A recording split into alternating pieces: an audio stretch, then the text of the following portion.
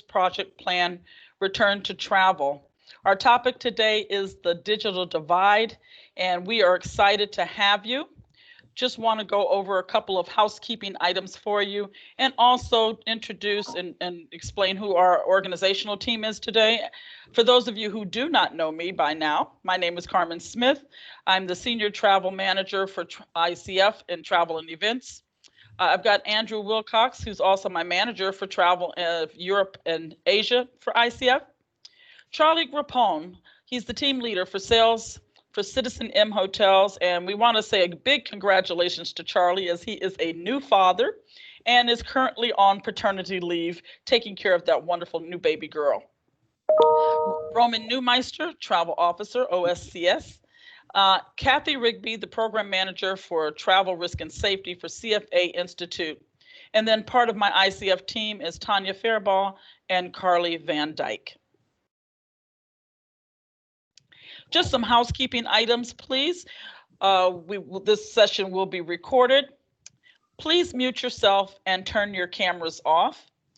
Ask all questions in the chat box, and we will answer those questions at the end of each call. At the end of the call, and also any questions that have not been answered during our call, we will send those out in an email with our recording of this call. So, why are we here? A digital divide is an uneven distribution in the access to, use of, or impact of information and communication technologies between any number of distinct groups, which can be defined based on social, geographical, or geopolitical criteria or otherwise. So we're looking forward to hearing the views on this subject, particularly how it impacts the business travel industry, from our three guest panelists and how they bring that data together. And at this time, I would like to introduce to you Dave Lucas, Matt Griffin, and Brian Beard. At this time, Dave, we appreciate you coming with us. If you would just take the time to introduce yourself and let everybody know a little bit about your company. Sure. Hi, everybody. Dave Lucas, Vice President of Grass Technologies. Probably heard of us before. We've been around a little over 25 years, and really at this point, the leading provider of data management, consolidation, visualization solutions around all T&E data. And we work in almost 100 countries doing that around the world, and also do a lot in the payment space and providing the tools to make virtual payments go and everything. So it's really the full data lifecycle that we're in, and we touch every aspect of it. So if you have any data needs, that's what we do. Welcome. And Matt, welcome. Matt is from Traxo. Matt? Yes, good to see everyone. Yeah, so I'm from Traxo. I've been with Traxo for about 5 or 6 years now. I'm based in Dallas, Texas, and most of our team is based in Dallas. So at Traxo, we're focused on helping organizations turn their travel program into a strategic asset. Our focus is on providing greater visibility where there are big gaps in organizations with bookings that take place outside of their travel agency. But we can also support organizations that need to merge if they have multiple agencies and have big challenges merging data together from even their agency partners. That's an area where we can focus. And so that's kind of what we do at Traxo. We've got customers all around the world and work directly with corporations on improving their travel programs. Great, thanks, Matt, and welcome. And last but not least, Brian Beard from DVI. How you doing, everybody? I'm Brian Beard, and DVI, if you don't know, stands for Data Visualization Intelligence, because we believe if you do the data right and you can present it the right way, it leads to true intelligence. And this is definitely an appropriate topic for us because we started our company about 2 or 3 years ago, and specifically to focus on this data divide, because the data in the travel industry is bad. It's been bad, we know, for 40 or 50 years. And really the plethora of different systems out there that are cloud-based, SaaS-based is just adding to that complexity. So if you do not know how to aggregate, and you cannot aggregate, or you're still using spreadsheets and pivot tables or other things as well, then you are really at a disadvantage. And we believe we've cracked the code. We take data from virtually any source on the planet, and we not only match it, we enhance it, we normalize it, and put it in a way that actually makes sense. We believe we're the first company out there to provide the true end-to-end trip cost and average trip cost by region, by traveler, by department, however you want to slice and dice it, as well as being able to address the leakage situation of going outside a program. So that's us, and we're looking forward to a good webinar today. Great. Thanks, guys, and welcome again. So this question is going to be to all of you. And you know what, Dave, I think I will start with you, but I am going to ask each of you to answer this question. How do you see the digital divide in the travel industry, and what are the implications of it to a travel program or a travel manager? You know, it's interesting. If you look at the definition that you put forth, it has to do with access, right? So in travel, with respect to this discussion, the digital divide really at its core is the difference between those that have access to the data and the technology that they need to maximize and really run that travel impact or that travel program giving its best impact, and those that don't. And so the first thing I want to say, though, is everybody has access to the data and the technology. If you want it, you can get it, right? So you can call a GRASP, a Traxo, DVI, and start working with us today and be able to bring all that data together, right? The real thing about this industry, and Brian kind of alluded to it, is it's the Wild West of data. There's no data standards for anything. Everybody does things differently. You can have 50 different ways that you call the same hotel, a different name, right? So it's not just about getting it, it's about getting it and then doing the right things with it. But in reality, the divide's not so much about the access. It's really the willingness to commit and invest in that ability to really bring that data together and the technology together in the best way to maximize your efficiency and success. That's really the divide. The data's there, so it's available to you now. That's a great point, and you mentioned the Wild Wild West, but that was one of the things that I brought up to our company about the data and being able to normalize it, because one of the things that has come through and in conversation is sometimes when it comes through from a corporate card or a credit card, it may have the legal name of the entity rather than the actual hotel name. So that's a great point that you bring, Dave. Brian, I'd love to hear what you have to say about that and about the question that I just asked. Well, definitely echo Dave's sentiments on that, and I would say I would agree that as we move forward, especially if you're a travel manager or a procurement manager that owns travel, and you have this need, the ability to be able to take the data and make sense of it and not be able to spend hours and hours trying to do it yourself is absolutely key, because the shift is happening today from travel programs. So the people that run those programs are very operational. They used to deal with getting people on flights and working out, changes in itineraries. And what's happening is they're becoming much more strategic. And the companies are asking much more of these positions. And to be able to be strategic, you really need to have the data at your fingertips and be able to answer questions to all parts of the organization. And this is absolutely key to moving forward. Great, thanks. And as a travel manager, I can really appreciate that statement. For our travel managers on here, I hope you're listening. Matt, I'd like to hear from you and what Traxo, how they would approach that question as well. Yeah, I definitely agree with Dave and Brian. And then I'd even go a little further on Brian's point. Like, I think the access to the data, that is solved. You don't have to be a really giant enterprise with a lot of spend with the supplier to have the leverage to get your data for your employees' bookings made at a supplier. There's a lot more openness in getting that data, and there's technologies like Traxo that can provide that in real time as the bookings occur. Analysis tools are really, the last few years have been great, and a lot of evolution in that space from the low end and small tiers all the way to highly customizable tools like GRAS, like DVI that are available out there. But where I see the biggest gap right now is the skills, and kind of to piggyback on Brian's point, the skills to use that data.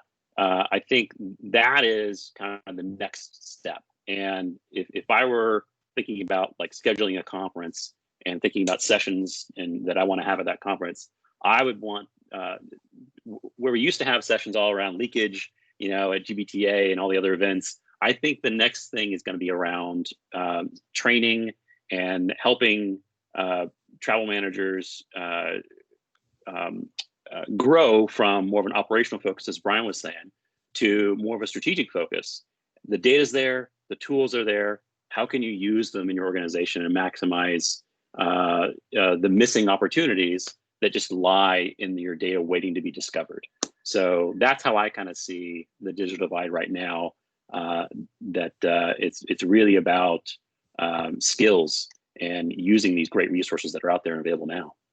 That's a great point. And, you know, for us who are travel managers, and someone even mentioned it in the chat, that travel managers, our role is now more complex than ever. And you mentioned operational and strategic. I've always looked at my role as a strategic role, but can you talk to, and this is just a follow-up, and I'm going to start with you, Matt, since you were the last to speak, but can you talk to us about what the implications would be for a company who chooses not to address big data?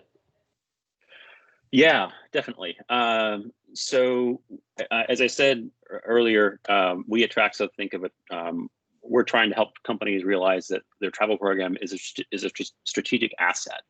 And the data that's generated from all this travel spend really should be viewed as a strategic asset and analyzed as such.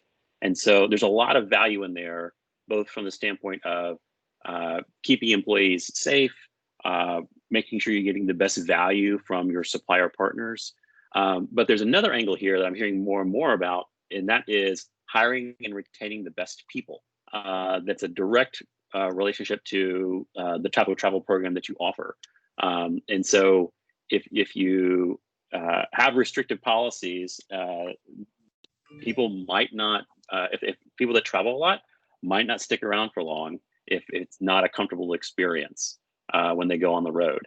So this is really where I think companies that don't invest in understanding their data and using their data, they're at a disadvantage, both from a safety standpoint, ensuring they're getting the best value, but also how are you hiring and retaining the best people at your company. And this, for us at Traxo, gets back to it's a strategic advantage on why an employee would go to work for company A instead of company B. We hear more and more talk just in the sales world in general, in the recruiting field of recruits wanting to know what's the travel program like in the hiring process. And so those that don't invest here, they're not going to get the best talent. That's a great point. Dave, what do you have to say about that? Yeah, I mean, it really reverberates throughout the whole organization. I mean, T&E is typically your second largest, most controllable expense behind payroll in an organization. So, if you're not managing it well, it has an impact that ripples through the whole organization itself and the business and on down through some of the things that Matt just talked about. And I saw somebody type in the C-suite starting to notice and amen to that and all that. And I think that's true. I think you're missing out if you don't do anything or you're not really focused on this. You're missing out on enormous opportunities and potential in your business. And now, especially in a COVID world, around everything you need to truly do duty of care correctly. And that's a huge thing that's going to continue to be. If you're sending someone on a trip, you better have a good reason. You better know exactly what's going on. You better have every detail around that you need to make sure everything is taken care of right. But the next step is like ROI on that, right? So for example, when you're able to bring all that data together, tie it all across, do true cost of trip, we've been doing that for a decade, in real time, and be able to do that, then you can really see the ROI of a travel program. Think if you can consolidate your expense, your credit card, your TMC data, HR hierarchy over top of it, then blend that in against like a Salesforce.com. And you can say, okay, we sent this guy out to LA 3 times to close a deal. He closed the deal. What was it worth in Salesforce.com? How much did we spend to get it? Oh, great. We were within our margin. We were below our margin. What did we do differently here that, cost us a little bit more? We can better manage it now. So it really transcends the whole organization. And without this really basic capability, you're kind of flying blind and you're not able to truly manage a program to its potential and its highest effectiveness and efficiency. That is well put. I like that. Very And much that, so. that's really important, again, it's a great perspective to what you guys are putting out there, because as you said, it just used to be, the analysis of data for one specific purpose. And now it seems to be a whole lot more. Brian, Well, how one would you, more yeah, point to sure, that. Dave. Yeah, just Go one ahead. more point to that. If you guys remember, I mean, 5, 10 years ago, even it's amazing how granular it's gotten, right? So like 5, 10 years ago, it's like how much are we spending on an airline? And then it was like how much are we spending by passenger? Then it was like how much are we spending by person, by city pair? And now it's like how much are we spending on Starbucks coffee to trips to Atlanta on November 1st every year? You know? And so the only way you get that is you have to bring it all together, and you really have to tie it all out to be able to do that. And it takes, unique expertise and logic to do that, which, all of us on this call have. Yeah, that is a great point. And duty of care is a big deal. We'll talk a little bit more about that as we continue this conversation. Brian, what do you have to say to all of this and the Yeah, impact of that? I think the point that we're all trying to make is that it's the difference between studying one tree and studying the whole forest, right? It's like when you can actually have visibility to the whole forest of travel data or T&E data, I mean, and be able to put those relationships together, the knowledge that you have to impact your organization, it goes up greatly.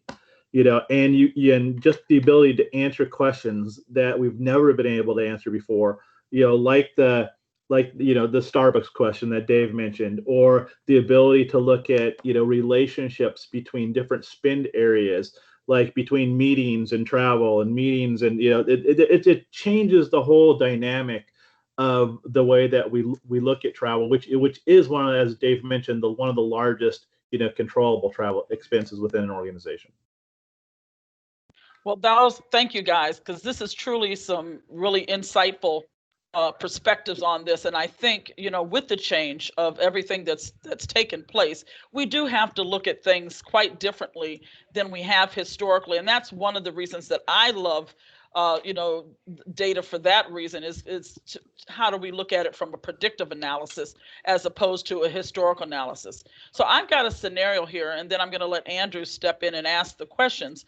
But you've got a travel manager that decides that consolidating multiple sources of data to one single system, one source of truth, will be the answer to their data reporting dreams. Andrew, take it away from here. Thank you very much. To all, I'm sure it's not a simple thing to do, but my first question would be, what would you want a travel manager to know before making the decision to use a data consolidator? And can I go to Brian with that one, please? Yeah, I would first I would say is it's never going to look like what you expect it to look like.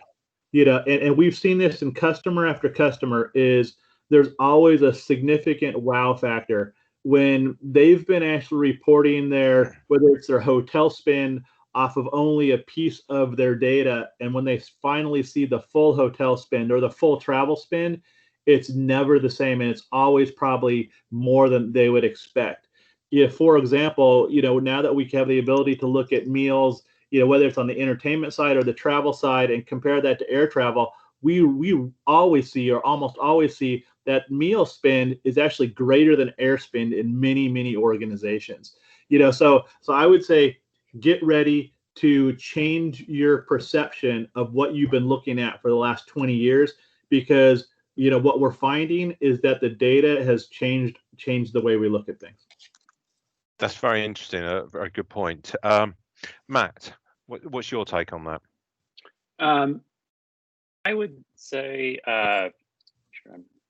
to think about there are some new concerns that you need to think about, where in the past you might rely on more TMC provided tools, and so it's not that big of a concern to think about, well, how am I going to understand this data? How am I going to analyze this data? That's just kind of a new implication to think about if you're going to kind of get into cast a wider net of acquiring more data. You kind of need to be prepared a little bit to dive into how you're going to analyze it, understand it, and just it's just part of like growing your skills and being familiar with what are your KPIs, and that's going to evolve over time. But just something to be aware of. where some people might get a little scared about that, but there's big opportunities with just a little bit of investment and growing your analysis and enhancing your tools capabilities. Thank you. Very interesting. Dave, what's your take on that, please? People in grass get sick of hearing me say this, but you guys have probably never heard me say it before. We live in this instant society, right? We stopped the microwave with 3 seconds left. We can't even wait 3 seconds anymore. So we rush into things. And the number one thing you can do here is take a step back, take the time up front to really determine what you really want and what matters for your program. 80-20 rule, right? 80% of the results that you seek are going to come from 20% of the things you choose to track and fully manage. What are they? When's the last time you sat down and really figured those out? And I think the big takeaway is you succeed before you ever begin. And it's amazing how many things come up. I can give examples maybe later of the littlest thing makes the biggest difference. Like to $1 million in a program, one little thing can make the biggest difference. And so once you kind of really think about that, then pick an experienced partner that has a proven track record and is committed to work with you for the long run and vet out those things, right? Play that long game. Setting up the solution is just the beginning. Then you go to work, refining and making things better. So for example, identifying where data is breaking down and improving it after things are all consolidated and set up. It's a constant improvement process, right? And so that's something that you've got to be prepared for and ready for and, looking at it, from the long term. And also the more data, the better. Don't limit. You can always cut out data later, get everything that you can, because the relationships will become apparent with it. And then you'll find some things too that maybe we're on that 80-20 list that'll start to really make a difference for you. And you can add those in, and then you can disregard, some of that other data once you've done that. But look at it from the long game. Don't think I just set it up and it's done, because setting it up is just one piece. Then you go to work on it and get it better and better and better.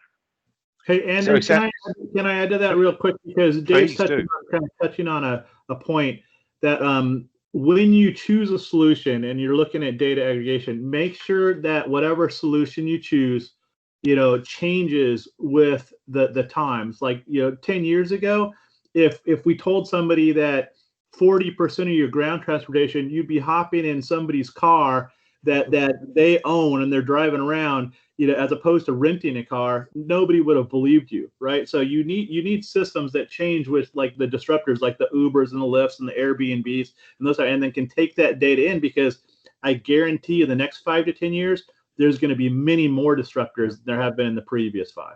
And those guys have data programs you can tap into as a customer and stuff too. So make sure you're doing that. Matt, do you want to add anything further to that? No, I was just nodding my head. It is pretty striking to think about 10 years ago. Like, that's crazy. It's crazy. It sounds like you need to have clear expectations of what you want. Don't come in with any perceived ideas.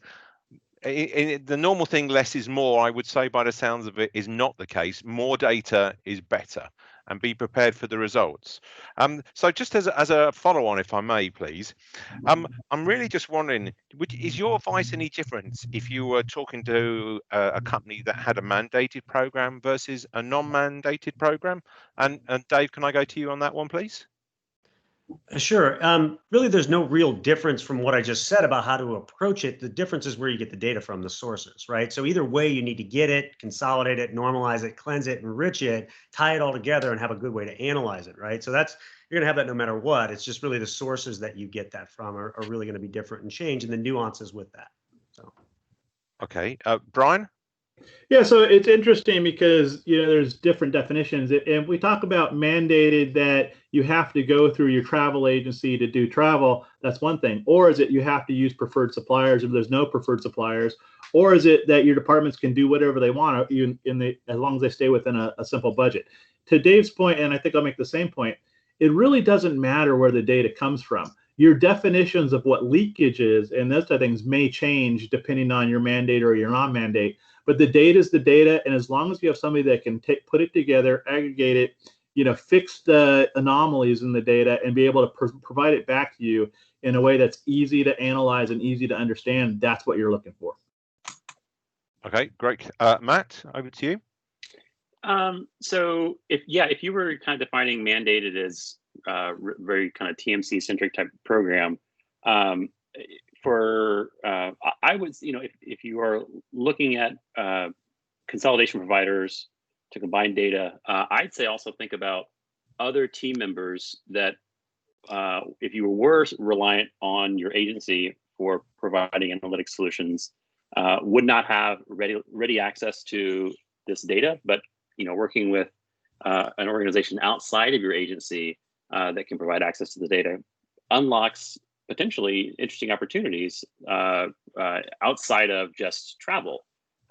When your booking data can be combined with your HR data, can be combined with your expense data, or your Salesforce data, that's a great example because you can really discover some very interesting things that can give you some really great results at your company. Okay. So well, I'd say have a willingness to open up what is the definition of what is a stakeholder to my data. Who is a stakeholder to my data? I want to add to that, if you don't mind, Andrew, because we have, and you talked about duty of care, and you talked about some of the other points which are real important. And I think for us and for our company, the pandemic really was an eye opener to our C-suite and our executive team when it comes to finding and knowing where your travelers are. And so, of course, we have tools and things in place that help us track that data. But the duty of care is a great point that you guys brought up. We moved from, a non-mandated, and then Brian, when you talked about the different definitions, and it is true based on company culture, what you think that should be. But for us, we were a non-mandated, meaning we have a official agency that we use. We have an official program for the company, but our travelers were not required to use that program.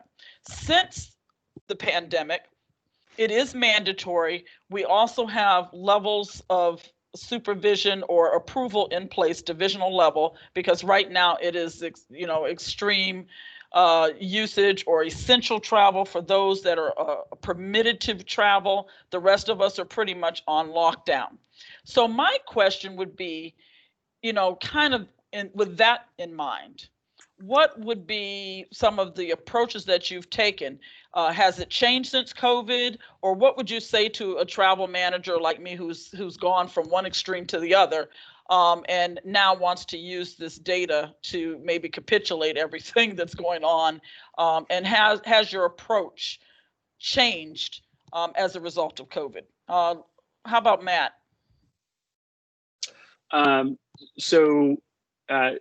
Yeah, there has been a slight change, really kind of more of a focus, and we hear, or some are retooling and kind of looking at this pause as an opportunity to think about what's working and what's not in our travel program. And so we are seeing that happening and kind of focusing on how can we meet that interest with advice, training resources. And we're doing more prototyping and sharing examples of what can you do with if you had access to all of your booking data, and just show that there's opportunities here, and if you're willing to learn a little bit, there's opportunities here for you and your company to enhance your program and as part of this retooling exercise of your company. So I think that's kind of some of the adjustments that we've made at Traxo during this period of COVID-19. Great. Hey, Dave, what do you have to say about that? I think all of us are constantly improving. And one thing, for any agencies that are on, you guys can attest to this, and corporates too, because there's no standards really for anything in this industry, everybody manages it different. What's important to them is different. That 80-20 is different for everybody, essentially. And so we adapt on a client by client basis, for the needs that we have. But some of the overarching things, like we made significant improvements, like our travel or mapping dashboard that you can go down to see like where are travelers at, what hotel, where they're going next, all that stuff. Hopkins data and everything for hotspots and showing like, hey, they're going here, what's that look like there for like COVID and all that type of stuff. So there was also a large need canceled tickets and things like that. And our teams created special reporting for that around clients. But, in reality, I think we are all probably pretty well prepared. We have most everything clients needed. And, that I think comes from the experience that the group on this call has in doing this, for so many years and everything. So I think we were able to adapt pretty easily to what people needed pretty quickly. And then there's still things, right? There's still things that come up every day. I've always said, I've never had a dull day in this business. Just when we think we've done it all, something new comes up, and I think that's what makes it fun and interesting still for everybody. So Brian, I'm going to switch gears just a little bit. And it's in addition to this, but what added value can your company provide to a new or potential customer, somebody that doesn't have a data aggregator in place but is thinking about it? So can you talk about what DVI could do for or data just in general can do for a new or a potential customer? Absolutely. So DVI, because we take data from as virtually any source, but the primary data sources are the expense data, the credit card data, obviously the agency data, but we also integrate that really heavily with your company hierarchy, your HR feeds, the ability to now, look at not only a transactional level, but the ability to do what we call prescriptive metrics, the what if scenario planning. So what if I got people to book 2 days earlier? What would that do, and how does that relate to exchanges? Not that exchanges matter today; everybody's waived their exchange fees. But what if I reduce leakage in hotels by 20%? And how it, so a lot of the what if scenario planning is something that obviously CFOs, people in finance, but people in travel as well are very, very interested. And I will tell you, from a prescriptive modeling standpoint, all of those models have been basically thrown out the window with COVID. So anything that we were doing before doesn't matter anymore from a predictive standpoint. So what people really want to see is, when can my people start traveling again? When is it going to be safe? And what are the vendors that we should be, going to that are probably have the best safety programs? Because duty of care, and I saw this on one of the text earlier, duty of care trumps preferred programs right now. People are all worried about safety and behaviors, and that's a big shift from where we are looking at primarily cost savings. And so you absolutely need the data, and DVI is well set up to be able to provide that for you. Hey, Matt, what would you add to that? Around the value angle? Yeah, so value add, if you want to, couple up what Brian said, but, for a new or a prospective customer, what would you add? Yeah, so we at Traxo definitely view that owning and controlling data is really powerful. And having the flexibility to share it with your preferred tools, like those Brian and Dave here on the call, having the flexibility to share it with your duty of care provider, having that control, no matter where the purchase was made, through your agency or outside your agency, gives the company a lot of power today, based on who are they working with right now, but also in the future, and who are the vendors that are going to come up tomorrow or next week or next year. They're going to have a really awesome thing that if you needed to give them, they could give you these fantastic benefits. And so I would say really kind of the value of owning and controlling your own data is a important piece there. But also rich and real-time data, so it's actionable and not just after the fact. FYI, 30 days ago I was in Chicago.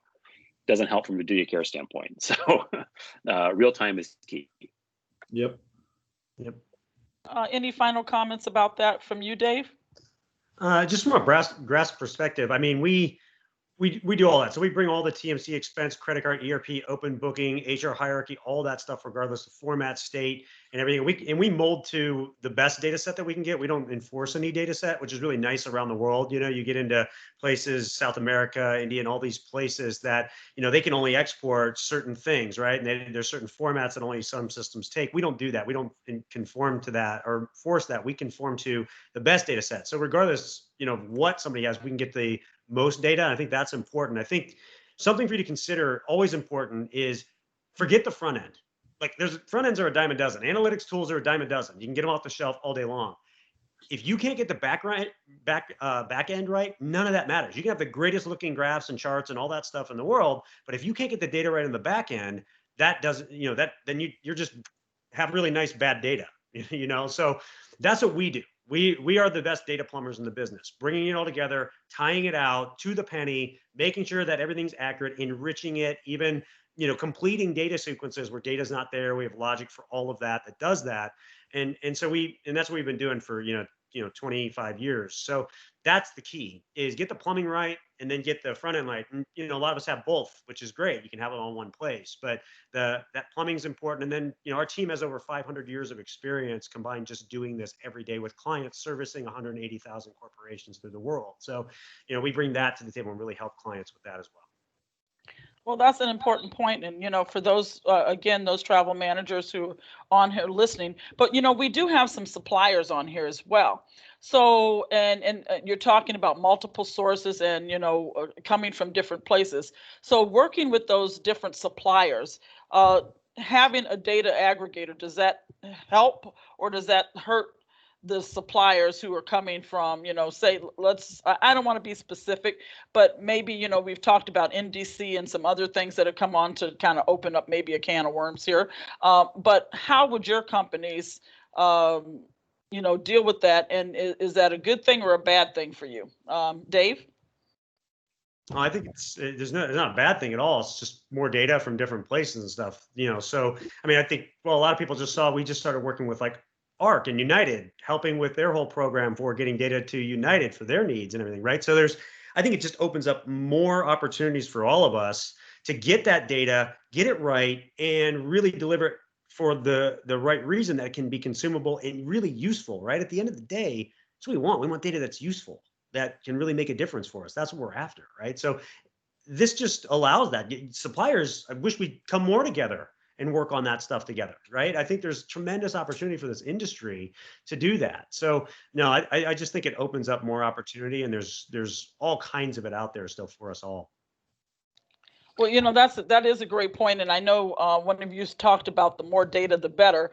So I would love to see something where that is, you know, actually aggregated and to have, because and Andrew and I both love data. So, you know, I love to look at data, you know, dice it up, slice it up, see how it works.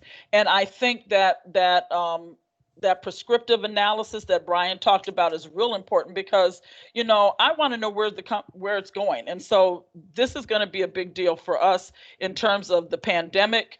And so I'm going to just redirect a little bit, Matt, and talk to you about that.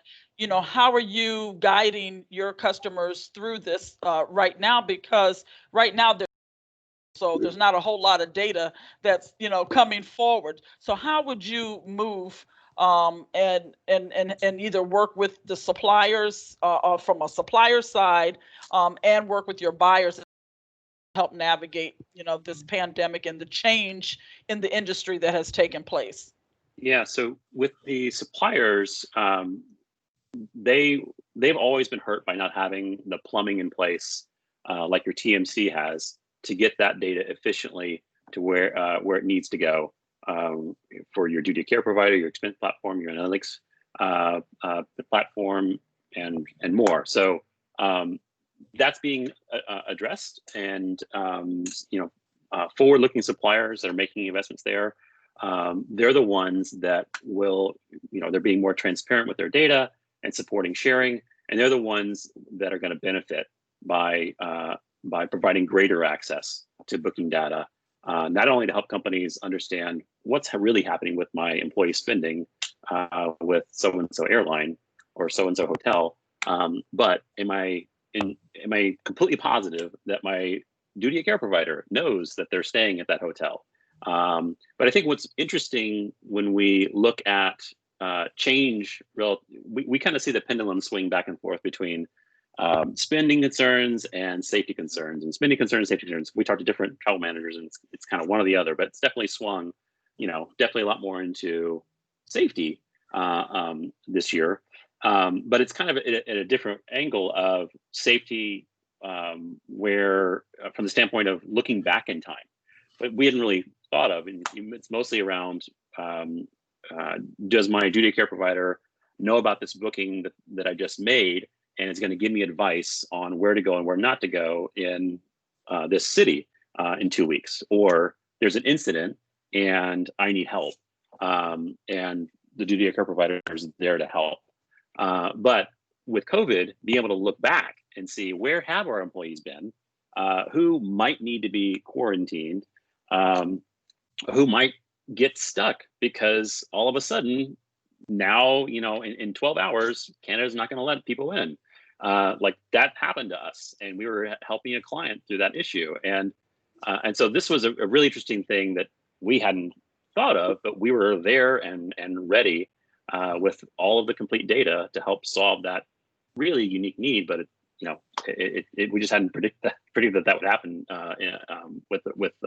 with customers ever. So I think that's how I kind of addressed that question on changing needs and customers in COVID. No, those are great points. And certainly, again, I'm coming from a travel manager's perspective, someone that's managing a program, looking, and all of these things are very, very important. I've always been a proponent of duty of care. And it's been a term that's been thrown out there for so many years, but I think truly this year has been the realization of what that really means, because people say, oh yeah, duty of care, okay, yeah, well, we don't want multiple people with heads of company flying on the same plane, or we don't want you doing this. But when you have employees that have been stuck, and we did have some just getting home, to be honest with you, because the flights kept getting canceled, the borders closing, and data really is a very, very important piece of this puzzle in fact in advancing our programs. And I know Andrew has a couple of questions for you guys, so I'll let. Yeah, thank you, Carmen. The couple of questions is really about lessons that you've learned over the years. You've both spoken about the years and stuff, have you? So what are the most valuable lessons you've learned over the years when implementing a new client that you could share with us? So maybe Matt, could you go on that one, please? Well, I think some of the things we've discovered is around, as I was alluding to earlier, the need to help kind of provide a hand up with many travel managers and help them understand this data. It's different than what your TMC has been providing you, and it's so that's kind of one of the things that I think some of the lessons learned is how much we have needed to invest in helping those in the industry understand this data, and then understand how to use it within their programs, and how it can, with tools like GRASP or tools like DVI, how new insights can be unlocked from that data when you look at it in different perspectives, combine it with other data sets.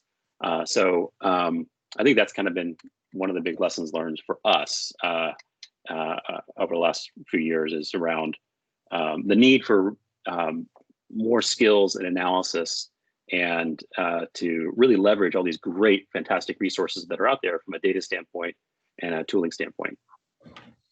Great, thank you very much. Brian. So number one is what we've learned is the data will continue to change, and every customer is different and continuously changing, and that we've learned that we have to listen to our customers, and we do this, and the voice of the customer is really important for how our tool changes and evolves over time. Because what's important 6 months ago as we all know, may not be what's important today. And so a constantly evolving platform is absolutely the right way to go, because the changing needs of what our customers want, is going to continue and actually probably accelerate into the future. And the other thing too is that we go in, and we've learned that every customer, even though there's a lot of similarities, there are so many differences. How people look at what their categories are from one company to another can be vastly different. How they're organized in their HR structures and those is different. So adaptability is the number one thing. It's more about configuration, way less about customization. And we know if we built a solution that we have to customize differently for every customer, we probably wouldn't be in business in 2 years. So that's probably the key learning. Very interesting. Dave, what's your take on this? Yeah, I spoke to it a little bit earlier. You really win up front, right? Putting the time in up front with your partners to really figure out what you want to accomplish, the best levers to pull to accomplish that, and really agreeing on how data will be handled consistently. This is so important. In fact, my business partner, Eric Mueller, founder of Grasp, has said for years, and a lot of you guys probably know him, whatever you do, be consistently wrong. And I always laugh, when he says that and stuff, but it's true, right? You're never going to get perfect data. It's never going to get to be perfection. I wish we could, but there's just some data missing in this industry, And so you have to decide upfront how you're going to handle that and be consistent about it. And I think that's a really important thing, is develop your consistencies ahead of time, and you'll be in a lot better shape than trying to change them as you go and all that stuff. So that's a really important thing. And the last thing is the littlest things make the biggest difference. And so, we had a client that actually was getting annual reporting, and they were getting it from their source, but it was converting the currency on the day of run date. So it was converting the currency number all the way back a year, but at that day's prices. You can't do that, right? You need to convert every day's transactions going back a year and add them up. It was $1 million off. This company was making decisions $1 million off, just because they didn't have currency conversion right. So the littlest things make the biggest difference. So focus on those. Make sure you get those right.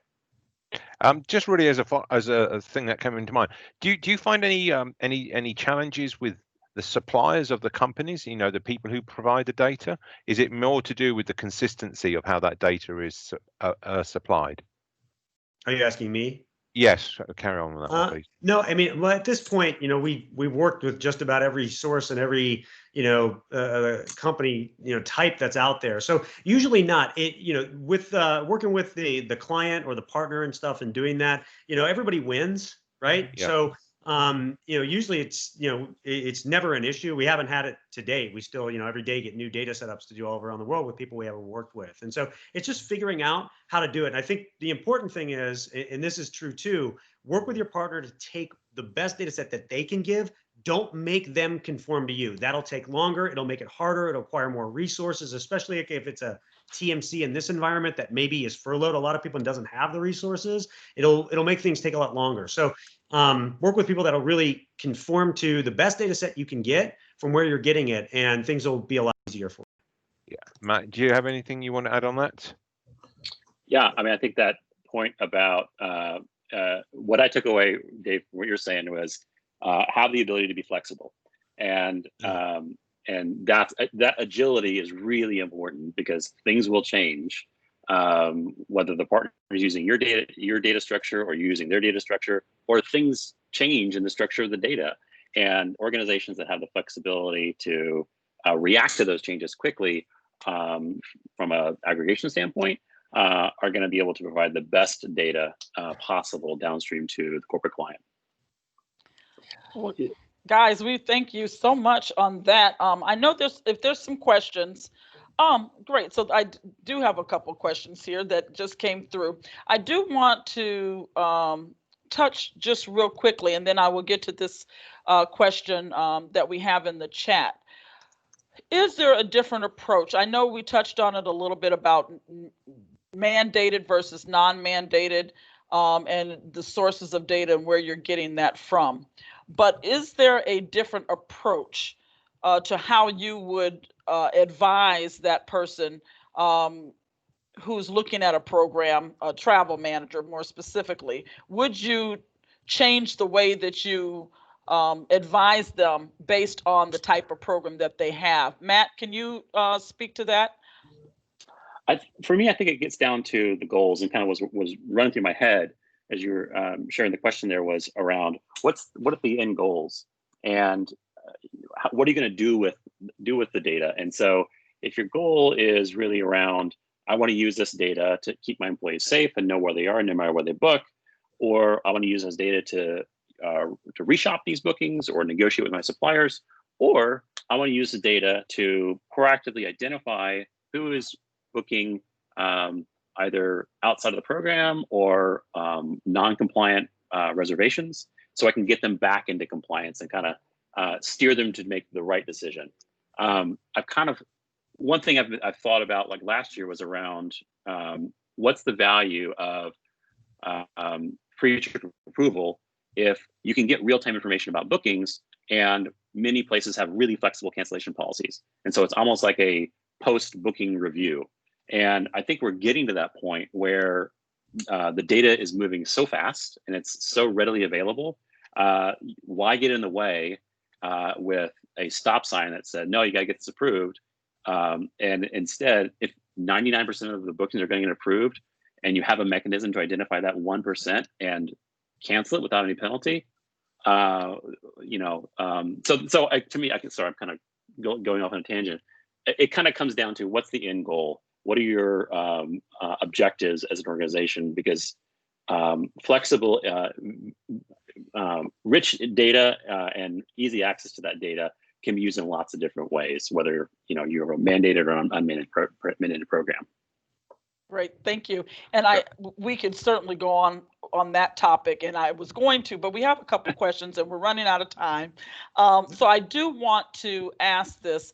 I'm going to start with you, Brian. Can you speak to best practices on comparing data from TMC, card, supplier, and specifically around car rental, if you can? How does that, I guess, are there any best practices? Like, if you're talking specific, there is a vast difference between the sources that you just mentioned. And I will tell you right now that expense data, and I'm not going to mention any of the sources for expense data, is typically the worst. And let me tell you why.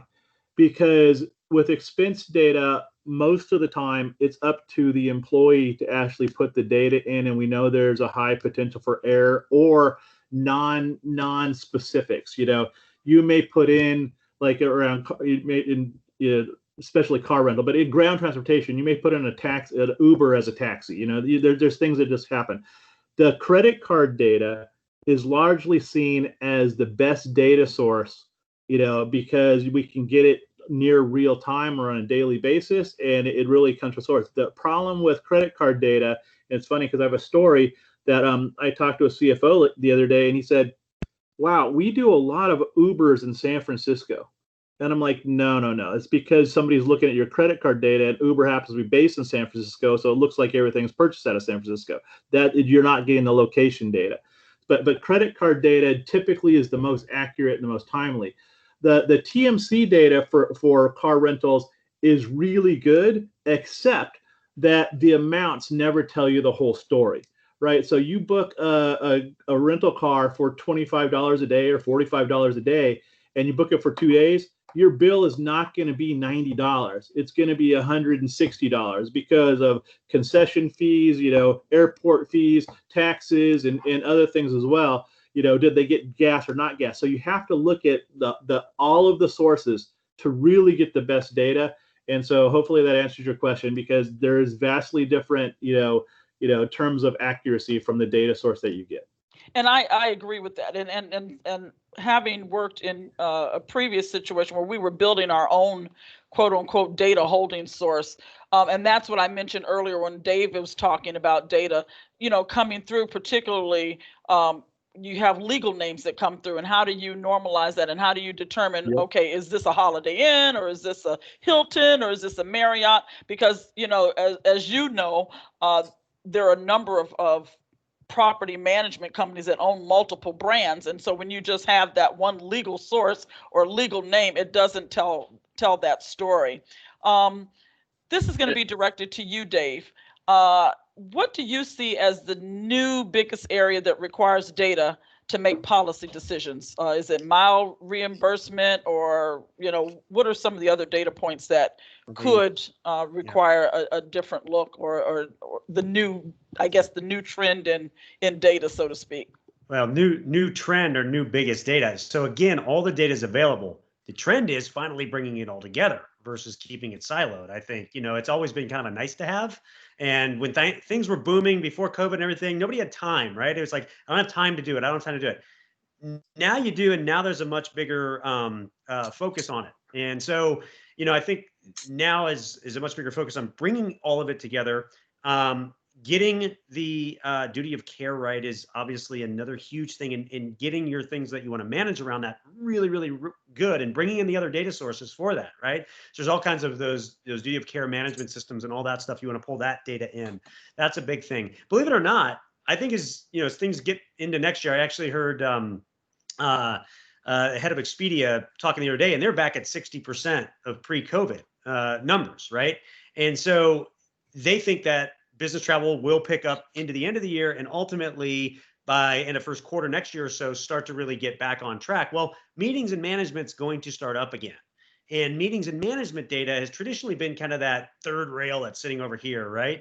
And it's not something you bring together with all the other data all the time. And I think that's going to become something very important if people start having meetings and everything again in the context of this, with duty of care and everything. Now you're managing 500 people going somewhere. It takes on a whole new meaning, and it takes on a whole new seriousness in really bringing it all together. So meetings is going to be back in focus again as meetings come online again next year in a much bigger way.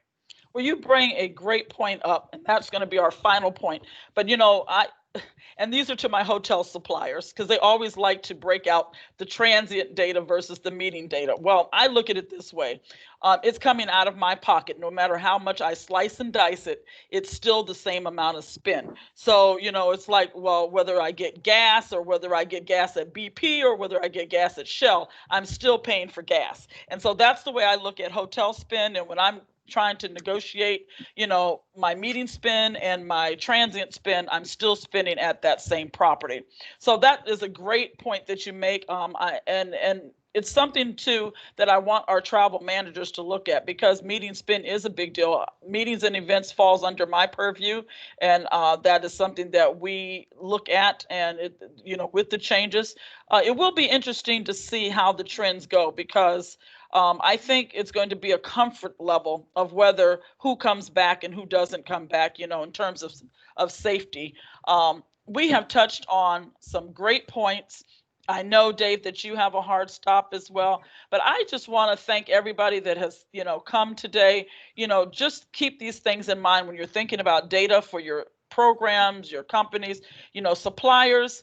The best data that you can give, the more detailed data you can give, helps us in our determining what we need to do for our programs. But the breakdown, the goals, you've touched on so many points. The long game, the 80-20, that 20% is, kind of that really most important piece that sometimes is the missing link. So thank you, guys. Matt G. from Traxo, Brian Beard from DVI, and Dave Lucas from GRASP. It has been a great conversation. Like I said, this conversation, I could have kept going on and on and on.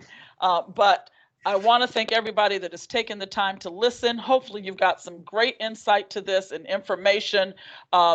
Think about these three companies, and if you haven't already got a data aggregator, and how they can better enhance your travel programs. Everybody have a great afternoon, and we will see you again in 2 weeks. Take care.